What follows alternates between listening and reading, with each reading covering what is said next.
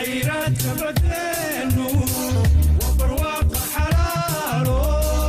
خيرات بدينو وبرواق حلالو إلهي كل حبيري وين أنبرنا برنا برنا وين أنبرنا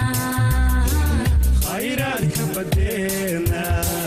وين أنبرنا xeebaha Soomaaliland waxaa xaalufin ba'an ku hayay doonyo iyo maraakiib ajaanib ah kuwaas oo ciriiri geliyay kalluumaysadii muwaadiniinta ahayd ee noloshoodu ku tiirsanayd badda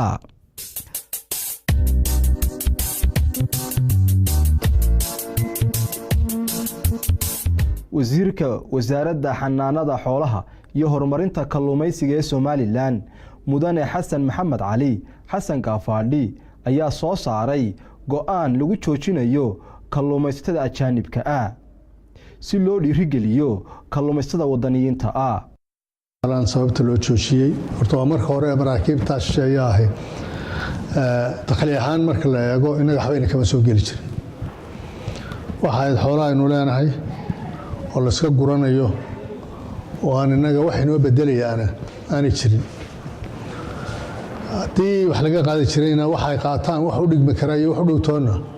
may ahayn lacagaad iyo aad u yar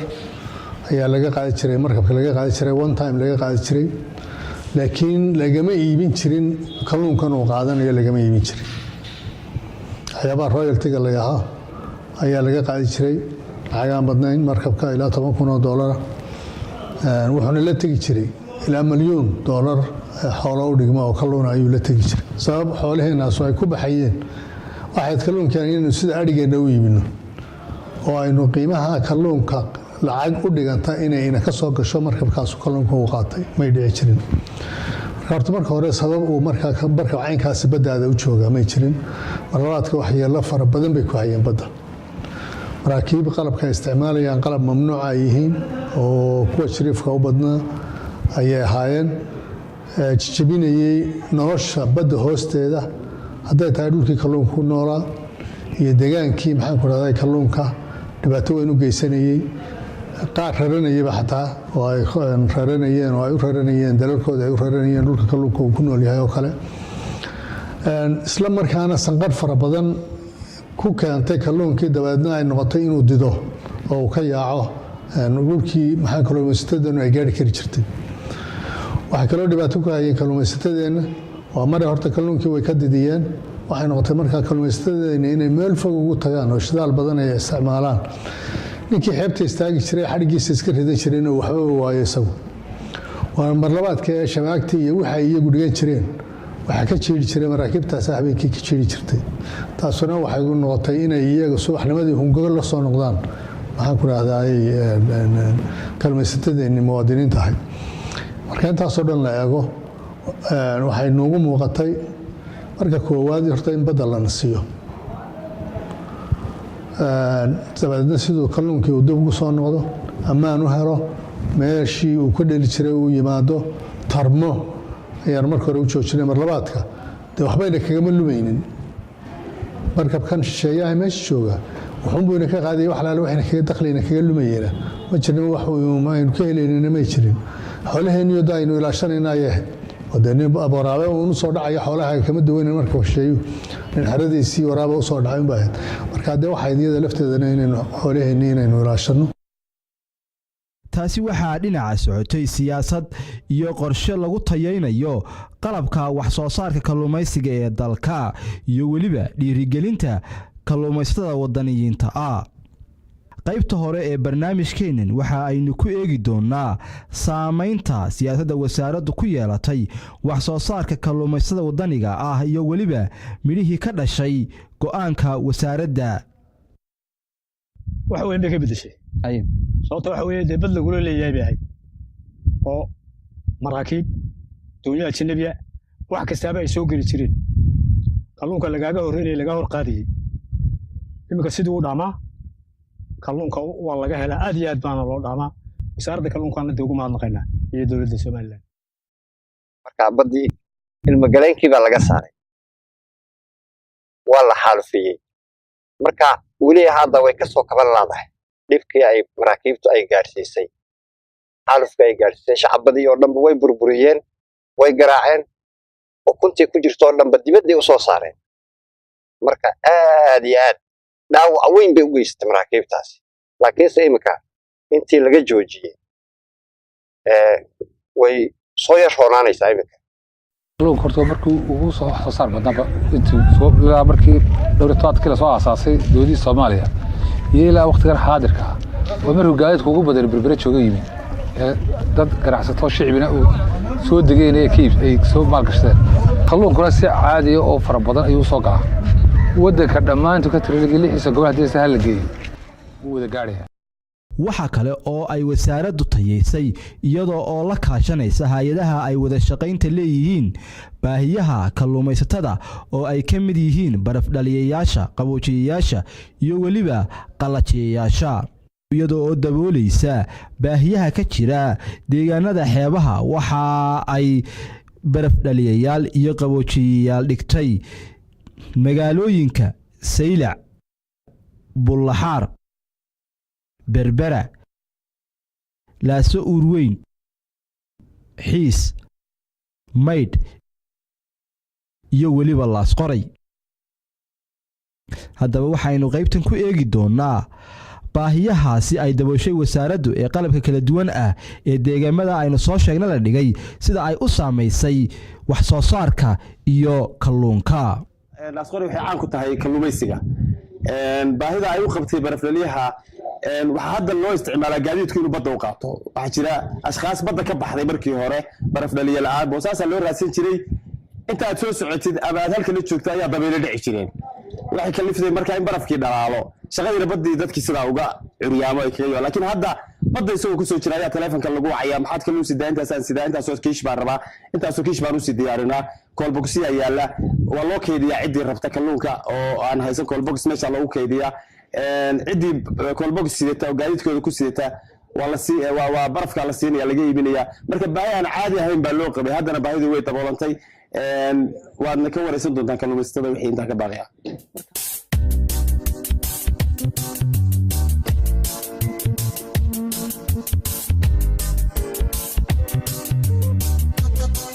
waxaanu uga faa'iidaysanaa barigii hore maanu lahayn baraf dhaliya ma lahayn hadda waxay noqotaa inaanu baraf qaadano oo muddo badda ku maqnaano oo barafkay ku kaydsanno oo isagoo fresh aanu keenno oo aanu gadanno oo markaa aanu haddee faa'iidadaas noo keenay aad iyo aad baanu ugu liibaanay taas waa taa waxa kale oo noo raacay magaalada waa ka xagaa bixi jiray waxaanu qaban jiray qabow baanu doonan jiray iminka waxaanu helay qabowsi baraf dhaliyaha waxaanu ka iibsanaa qabowga barafkaanu iibsanaa magaalada ruuxeedu waa ku noolaatay oo markii loo soo noqdo waxay noqotay dee inay biyo qabow hesho oo ku noolaato oo geedigii aanu kaga nasanno iyo baabuurkii hadiyo gooraale aanu raaci jiray taana aad iyo aad baanu ugu liibaanay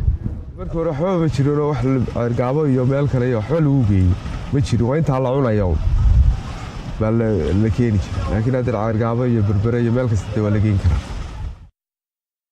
waxtar weyn oo markii hore aanan malaynayn oo wax badan aanu sugaynay oo wax badan la oran jiray qaboojiyaal baa helaysa oo laakiin aan waqoosanay aad iyo aad baan waxaan ugu hambaleynaynaa hay'adda iyo wasaaradda laakiin sida kale 100% waanu aad iyo aad baanu ugu mahadcelinaynaa ilaahay mahadle joojinta ganacsada shisheeye iyo tayeynta qalabka baraf dhaliyayaasha iyo qaboojiyayaashu waxa ay keeneen in ay kor u kaco isticmaalka kalluunka ee magaalooyinka waaweyn ee dalka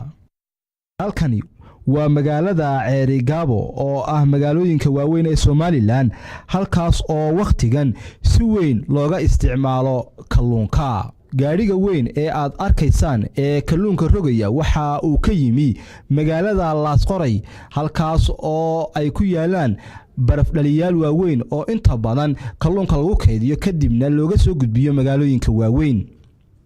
goobtan oo imika ku rogayo kalluunku waa goob dadweynuhu ay ka iibsadaan kalluunka magaalada Burco ee xarunta gobolka Togdheer waxaa ku yaala hodheelo u khaas ah kalluunka oo ay dadweynuhu ugu jiraan inta badan waqtiyada habeenkii iyo maalintiiba waxaa lagu tilmaamaa in ay tahay magaalooyinka ugu waaweyn ee waqtigan dhinaca kalluunka aad looga isticmaalo qaabka kalluunka sariibadan ahay waxaan ku dhaahday waan anagu qolada loo miisaamay jarjartaan nahay waan iibinaa markaan iibino markii hore iyo imka waa kala jaad markii hore wuu yaraa sida loo iibsanayo laakiin hadda waxaad muddo sidii hore in ka soo fiicnaanayo marka wana laga iibsadaa jimcaha hoo badnaadee ugu badnaan jimcaha waxaan iibiyaa ilaa 15 kiilo ilaa 15 ilaa 20 markaas alle maanta xoog badu iibis